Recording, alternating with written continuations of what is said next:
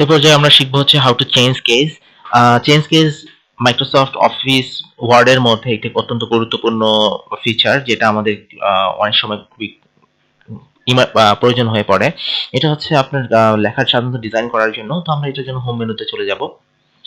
Home মেনুতে এখানে আমাদের ছোট্ট এখানে বাটনটা আছে, দুইটা এ পরস্পর, একটা ক্যাপিটাল লেটার এবং একটা স্মল লেটার, এই এবং সাইডে একটা ছোট্ট ড্রপ ডাউন অ্যারো দেওয়া আছে। এখানে আমি ক্লিক করলে আমার চেঞ্জ কেজের অপশনটা চলে আসবে।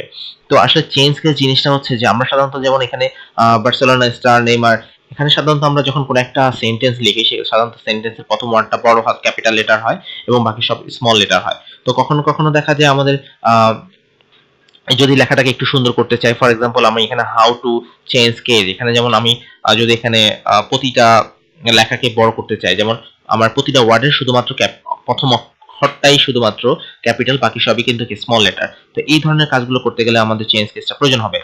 তো এখানে সাধারণত আমার যদি চেঞ্জ কেস করতে চাই, আমার লেখাটাকে প্রথমে ব্লক করবে। আমি একটু ফ্রন্টটা বড় করে নিই, তাহলে হয়তো দেখতে সুবিধা হবে। এখান থেকে আমি করলাম। তারপর চলে যাব হচ্ছে চেঞ্জ কেস অপশনে। এখন যদি এখানে দেখেন sentence case, lower case, upper case, capital each word এবং একটা আছে টগল কেস।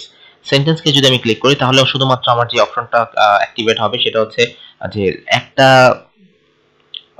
সেন্টেন্সে শুধুমাত্র প্রথম অক্ষরটাই ক্যাপিটাল লেটার থাকবে, বাকি সব ছোট হাতের হবে।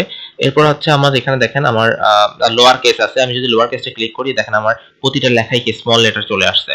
ঠিক আছে, আমি কালারটাও একটু চেঞ্জ করে দিই, তাহলে অন্যগুলোর থেকে আলাদা করে বুঝতে সুবিধা হবে।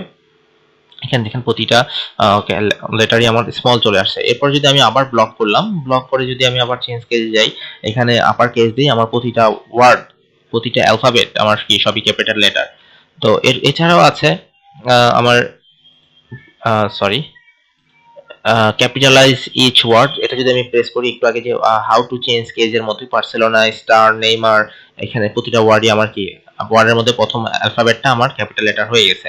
তো এখানে একটা কোশ্চেন থাকে যে যে আমরা এটা যেটা আপার কেস আছে ওটাকে আপার কেসটা আমরা সাধারণত ক্যাপস লক দিয়ে করতে পারি, কিন্তু এখানে একটা অপশন, একটা কথা হচ্ছে যে আমরা যখন ক্যাপস লক ইউজ করব, তখন কিন্তু আমাদের সব অ্যালফাবেট, মানে সব অ্যালফাবেট ক্যাপিটাল লেটার আসবে।